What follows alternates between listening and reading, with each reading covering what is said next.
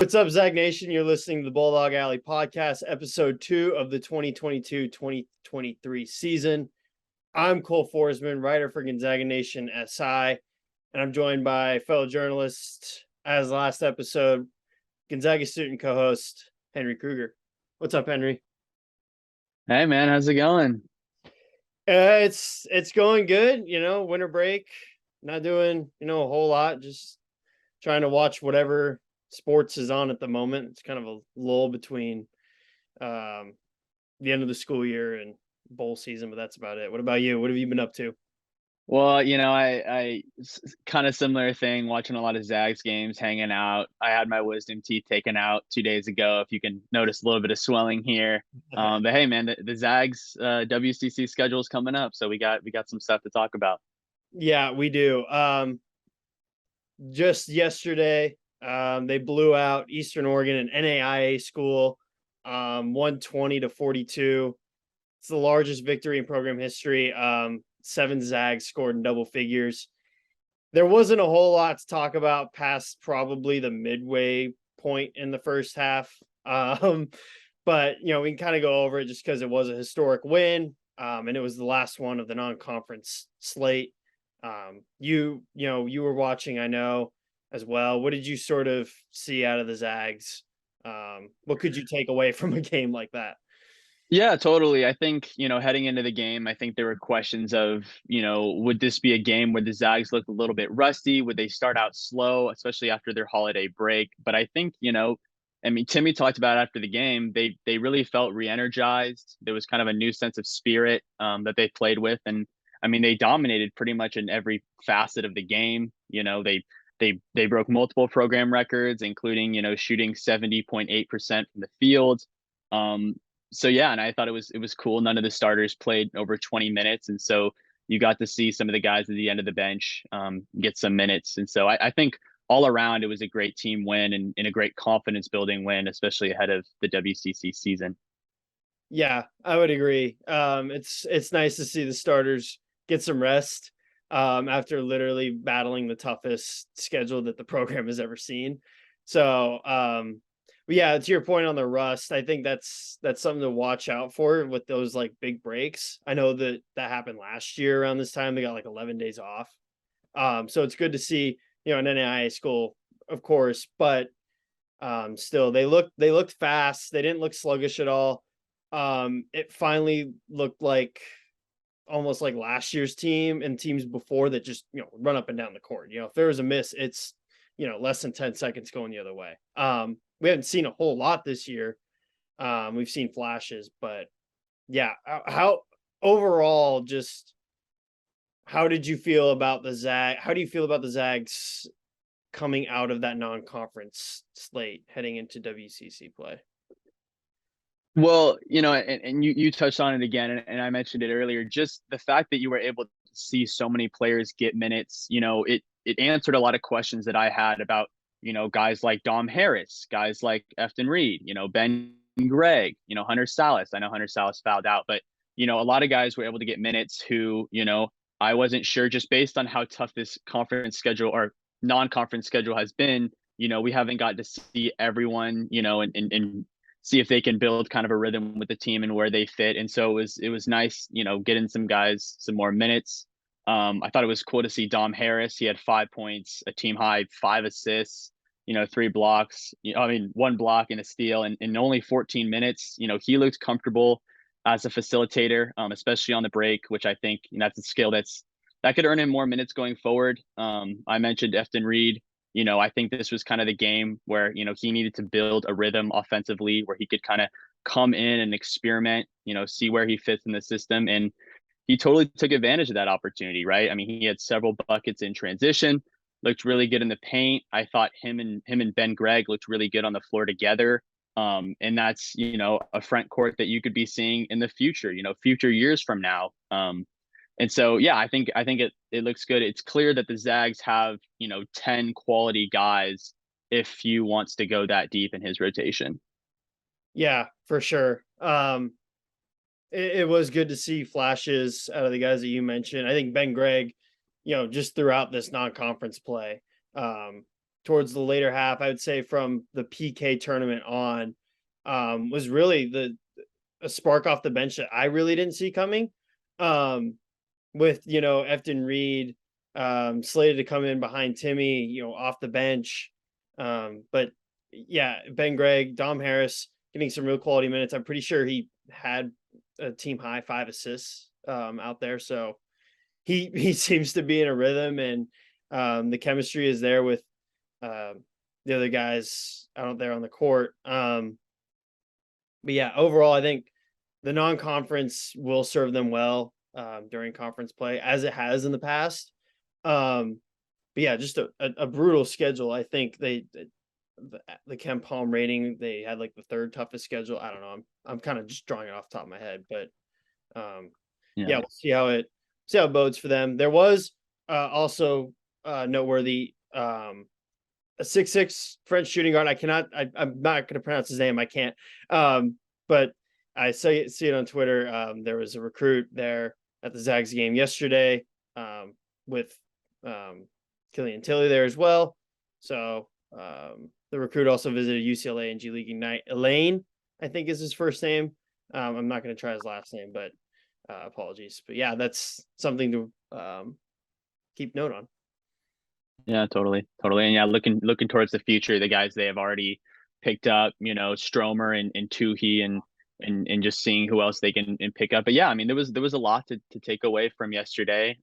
Excellent guard play. I think, we had seen some consistencies in the backcourt, but it was one of the first games where I felt like pretty much everyone put together. I know Salas fouled out, and some of the starting guards didn't get a ton of minutes, just because they had such a big lead. But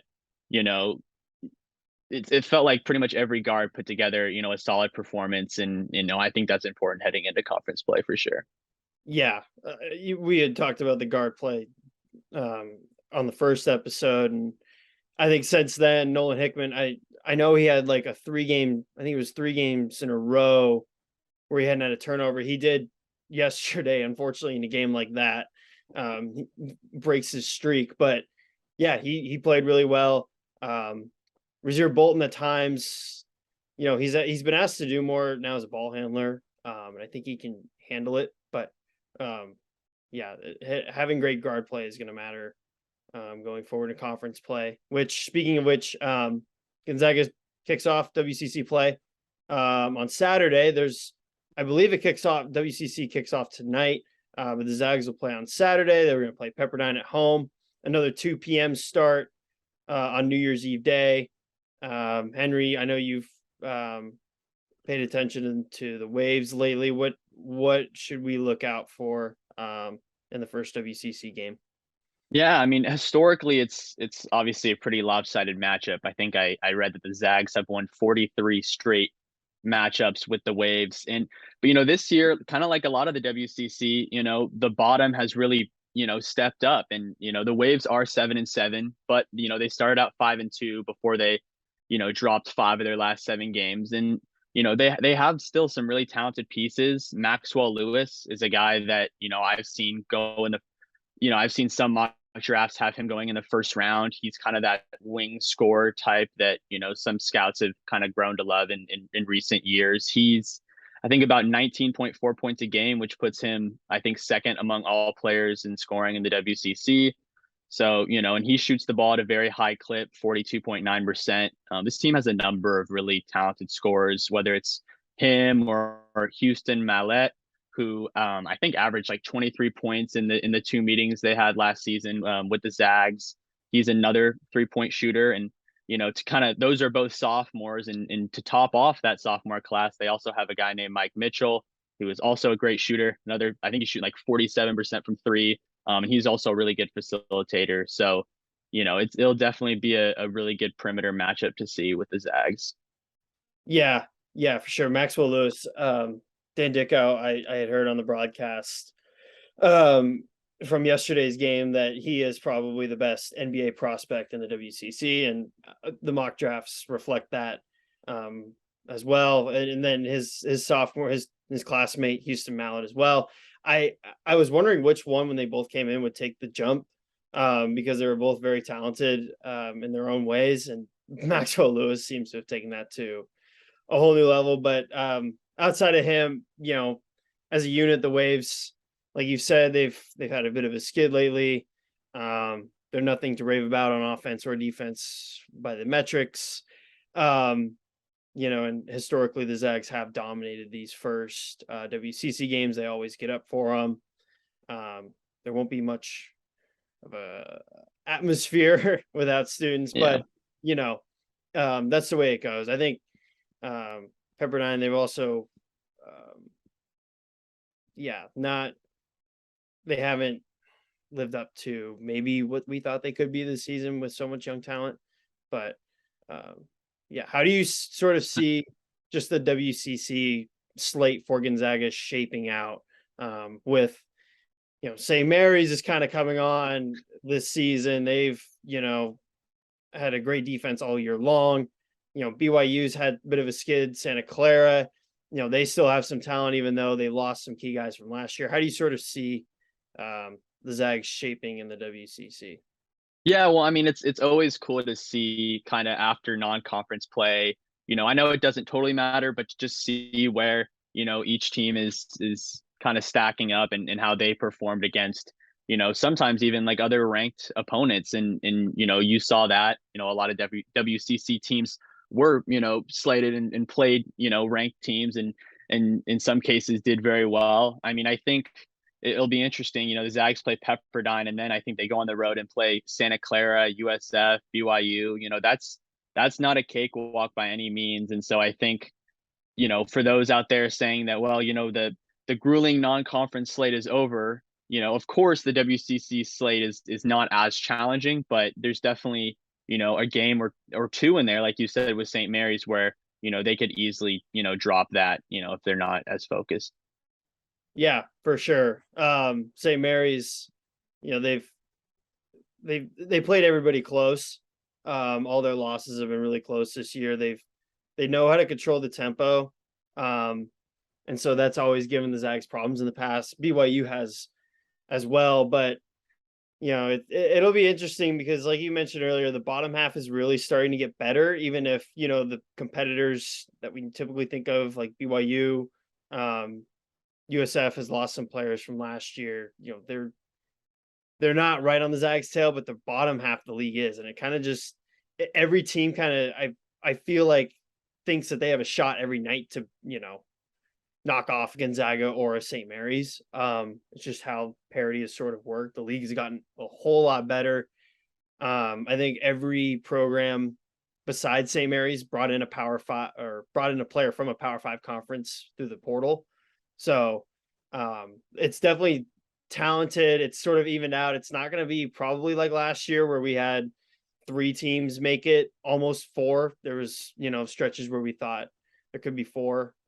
But it will be a battle every night. I think teams have seen how Gonzaga has fared in some of their losses, and it kind of gives them maybe some confidence heading into those games that they can potentially knock off the top dog. Yeah. And I agree. Like you said, there's kind of, because Gonzaga's played such, a challenging schedule, they have taken some losses. And so there is, at least teams can try to, form a game plan for how to beat Gonzaga after seeing them, struggle with different things like consistency, guard play, ball handling, tempo at times has been difficult. I think really the main consistency has been Drew Timme, but there, like you said, there definitely is kind of a blueprint for success against the Zags, and definitely expect every one of their opponents to, gear up for that game and try to give the Zags the best game, they've played all year. Yeah. And Drew Timme has been rock solid. I mean, his last 5 games heading into Eastern Oregon, he obviously didn't play as much, but before that he was averaging, I think, 25, 10 and 4 or something like that, or that might still be his averages. Yeah. Over the last 5 games. And he's closing in on the top spot in Gonzaga's all-time scoring list. He passed Pangos yesterday. So that's something to keep an eye on. Something a little fun. Yeah. As a whole, I get you. The consistency has been Timme, and the guard. It'll be interesting to see how he does.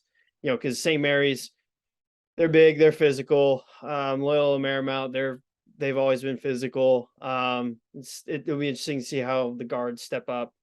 And I think Yeah. it's interesting. The Zags, I think chemistry is also gonna. I think we're starting to see them click more. They ran the same starting five, since game one, which I mean, I could think we all kind of figured that they would tinker around maybe, but I think that's they're gonna find their rhythm at some point during Yeah. these tough non-conference or these tough conference games, I should say. So yeah, definitely something to keep an eye on. It's a long season, so we can only go up from here. Really, that's how Gonzaga has always been, going through the conference play into the WCC tournament, the NCAA tournament. So Yeah. No, I totally agree. And what you said about the lineups is funny to me because it's like we totally got teased at the start of the year about this, small ball four lineup or small ball role that Strother was just destined to play and he was just going to fit in right there. But no, they went with two big men and kind of like you said, we've seen Few be pretty strict about his rotations. I mean, last year they pretty much ran the same starting lineup the whole season except for senior night, of course. But I mean, and then this year it's pretty much he's stuck with the same guys, like you said, not much tinkering around. It'll be interesting to see. I mean, lately you've had a few guys have shooting slumps like Bolton and a few other guys. So who knows what to think of that, but I can't see them tinkering too much with the starting lineup. I could definitely see Few kind of just sticking with what he has and in a way it's not always a bad thing to have great guys coming off the bench like Malachi Smith we've seen lately really perform. And so I'm not too worried about who's starting and who's coming off the bench. oh yeah, no, for sure. And I think I think Ben Gregg, he's going up right now. He's gaining a lot more confidence. We've seen Ben Gregg's stock is just it's going through the roof right now, and I think WCC play that's a big spark. yeah. Um, so I think it'll be fun to watch how the Zags finish out the regular season. Yeah. All right. That's going to do it for this episode of the Bulldog Alley podcast. Go check out the Gonzaga Nation podcast hosted by Dan Dickow, wherever you listen to your podcasts. Henry, good talking with you again. Have a great rest of your winter break. Get back to school safe. And we will chat next time. Yep. See ya.